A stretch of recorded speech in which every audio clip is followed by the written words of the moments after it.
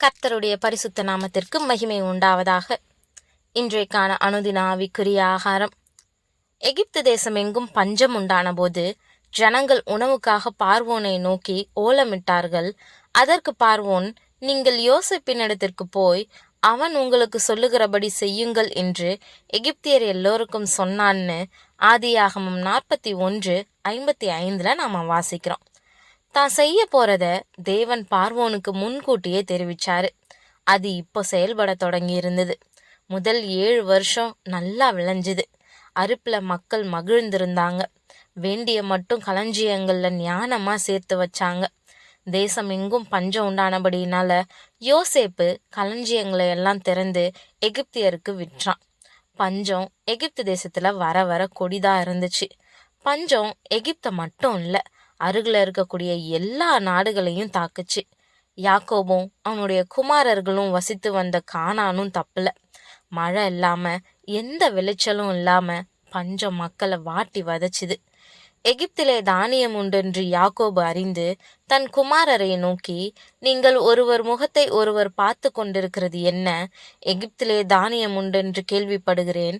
நாம் சாகாமல் உயிரோடு இருக்கும்படி நீங்கள் அவ்விடத்துக்கு போய் நமக்காக தானியம் கொள்ளுங்கள் என்றான்னு ஆதியாகமம் 42:1-2 நாம வாசிக்கிறோம். யாக்கோபினுடைய 10 குமாரர் தானியம் வாங்க எகிப்தை நோக்கி போறாங்க. ஆனா யாக்கோபு தன்னுடைய இளைய குமாரன் பென்யமீனை அவங்களோட அனுப்பல.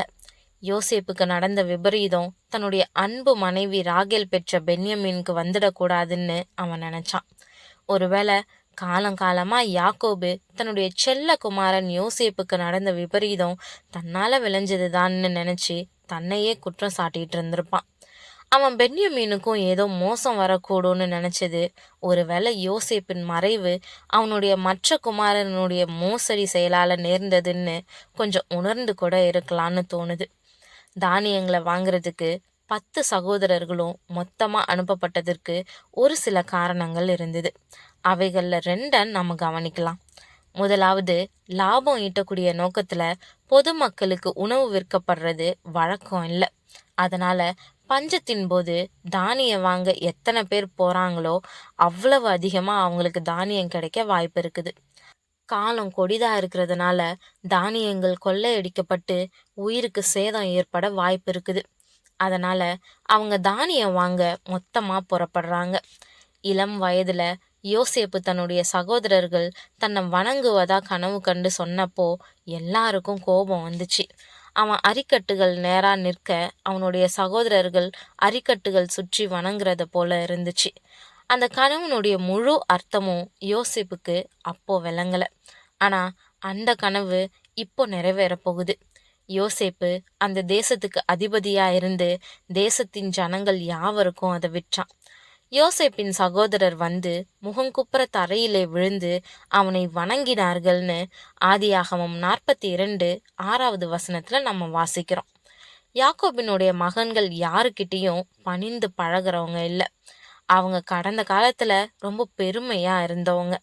ஆனாலும் இப்போ அவங்க தேசத்தின் ஆளுநருக்கு முன்பா தலை வணங்கி தாழ்மையா நின்னாங்க. இது ஒரு வரவேற்கத்தக்க நடத்தை மற்றும் அணுகுமுறை மாற்றமா இருந்துச்சு. யோசேப்பு ஒரு சக்தி வாய்ந்த எகிப்திய அதிகாரிய போல உடை அணிந்திருந்தான். இதனால சகோதரர்கள் அவனை அடையாளம் காண முடியல. யோசேப்பு அவங்கள அடையாளம் கண்டு கொள்றான். அவங்கள பார்த்ததும் யோசேப்புக்கு அவன் கண்ட கனவுகள் நினைவுக்கு வந்துச்சு. அவங்கள பரிசோதிக்க விரும்பி அவங்கள கடினமா நடத்தினான். ஆனா கெட்ட நோக்கத்துல இல்ல அது. யாக்கோபினுடைய மகன்களுக்கு எகிப்தின் பழக்க வழக்கங்கள் தெரிந்திருக்க வாய்ப்பு இல்லை. ஆனா அவங்கள நேர்காணல் செய்யக்கூடிய நபரை பார்த்து பயந்து நிற்கக்கூடிய அளவுக்கு அந்த நாடு மதிப்பு மிக்கதா இருந்துச்சு. நிலத்தை உழவு பார்த்ததா அவங்க மீது குற்றம் சாட்டுறான். இது தவறான பார்வையும் இல்லை. எகிப்துல உள்ள செல்வம் மற்றும் ஏராளமான தானியங்களுக்காக சில நாடுகள் தேசத்தை உளவு பார்க்க உளவாளிகளை அனுப்ப வாய்ப்பு இருந்துச்சு. பதிலுக்கு சகோதரர்கள் தாங்கள் உளவாளிகள் இல்லைன்னு மறுப்பு தெரிவிச்சாங்க. எகிப்த உளவு பார்த்த குற்றச்சாட்டுல தாங்கள் நிரபராதின்னு நிரூபிக்க சகோதரர்கள் தங்கள் குடும்பத்தை பற்றிய தகவல்களை வெளியிட வேண்டியிருந்தது. அவங்க குற்றமற்றவர்கள்னு நிரூபிக்க முடியலன்னா அவங்களுக்கு கடுமையான தண்டனை கிடைக்கும். தண்டனையில முதலாவது எல்லோரும் சிறையில் அடைக்கப்படுவாங்க. அவங்க மோசமானவங்கன்ற சந்தேகம் வலுத்ததால தேசத்தின் பாதுகாப்புக்கு அச்சுறுத்தலா இருந்ததுக்காக அவங்க தூக்கிலிடப்பட வாய்ப்பு இருக்குது. அப்பொழுது அவர்கள், உமது அடியாராகிய நாங்கள் 12 சகோதரர், கானான் தேசத்தில் இருக்கிற ஒரு தகப்பன் புத்திரர், இளையவன் இப்பொழுது எங்கள் தகப்பனிடத்தில் இருக்கிறான், ஒருவன் காணாமற் போனான் என்றார்கள்னு 13வது வசனத்துல நாம வாசிக்கிறோம். யாக்கோபினுடைய மகன்கள் தங்களை வேலைக்காரர்கள்னு சொல்றாங்க. அடியார்கள்ன்ற பதத்தை அவங்க கடந்த காலத்துல தங்களை பற்றிய எந்த குறிப்போடையும் பயன்படுத்தியதே இல்லை. ஆனா அவங்க கிட்ட பெரிய அளவு மாற்றம் இருக்கிறதா யோசேப்புக்கு தெரியல. ஆமா, யோசேப்பு காணாம போயிட்டான்னு இன்னும் அவங்க தங்களுடைய பொய்யை உபயோகித்து வாழ்ந்து வந்தாங்க.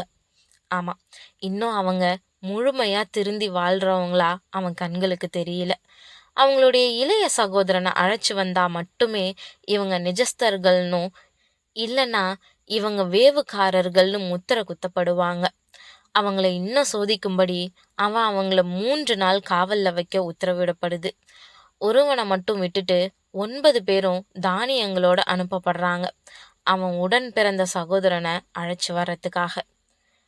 பிரியமானவர்களே, யோசேப்பினுடைய மனநிலைய கொஞ்சம் ஆழமா சிந்திப்போம். அவன் சகோதரர்களை பார்த்ததும் தேவன் தனக்கு வெளிப்படுத்தின கனவுல இருந்து இன்னைக்கு வர நடக்கக்கூடிய சம்பவங்கள் அவனுக்கு திரைப்படம் போல ஓடி இருக்கும் இல்லையா?